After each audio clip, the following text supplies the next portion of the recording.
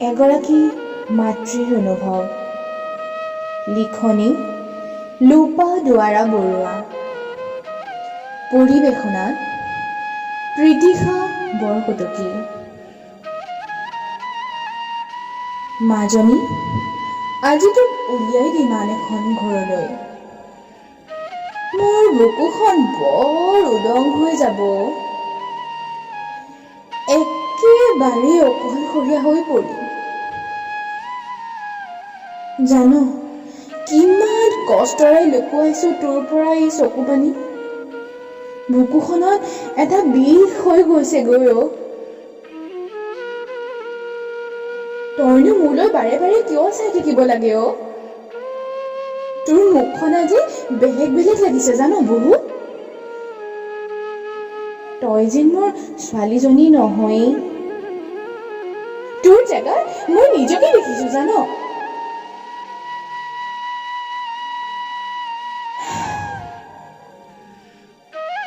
এদিন এনেকৈ ময়ো এইখন ঘৰত সোমাইছিলোহি।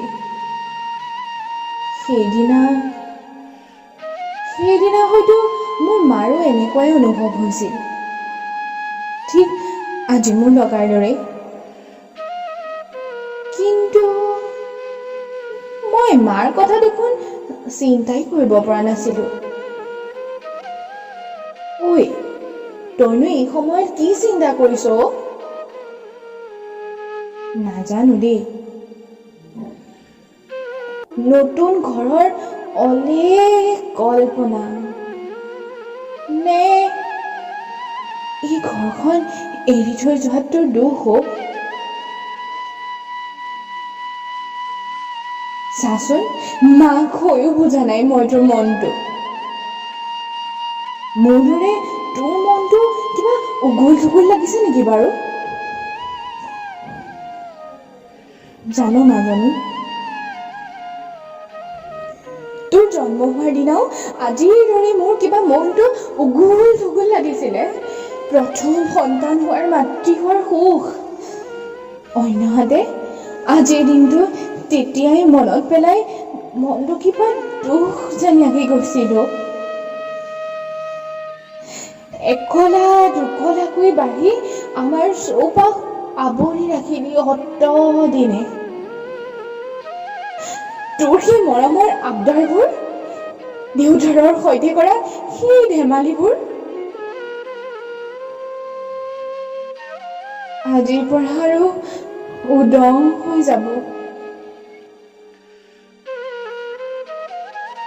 নতুন এখন ঘৰৰ আৰম্ভ হ'ব। সেই ঘৰৰ পৰিচয় মজবুত কৰাৰ গধুৰ দায়িত্ব আহি পৰিব তোৰ ওপৰত। আৰু তই পাৰিবি মাজনী, তই পাৰিবি। এতিয়া মই কন্দা নাই, তই দুখ নকৰিবি। হোমৰ ধোঁৱাই চকু ধৰিছে অ। ঐ, তই মোক সেৱা কৰিব নালাগে। আহচোন আহ, এবাৰ বুকুৰ মাজলৈ আহ। নেকান্দিবি অ। নতুন সপোনৰ জন্ম দিবলৈ তই হাঁহি মুখেই ওলাই যা। মানুহজনৰ হাত কেতিয়াও নেৰিবি দেই। নতুন ঘৰখন হাঁহি মুখেই তই সামৰি ল'ব।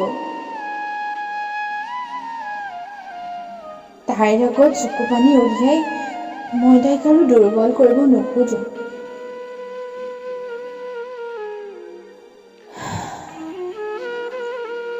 তিনিটা হৰ্ণ দি গাড়ীখন গ'লগৈ। মাজনী গ'লগৈ।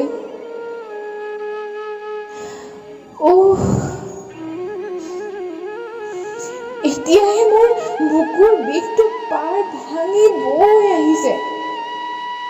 মোক অকণমান অকলশৰে থাকিবলৈ দে। অকলশৰে থাকিবলৈ দে। অকলশৰে থাকিবলৈ দে।